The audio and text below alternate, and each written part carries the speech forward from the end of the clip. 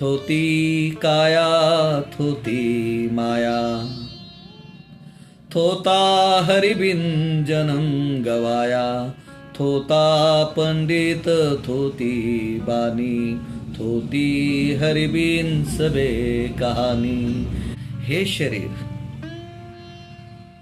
ज्यास आपण सजवतो ते खोटे आहे. ज्याची माया आणि धनदौलत ज्याचा आपण अभिमान बाळगतो ती सुद्धा खोटी आहेत.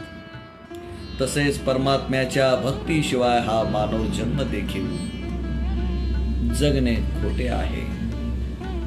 पंडित खोटा आहे,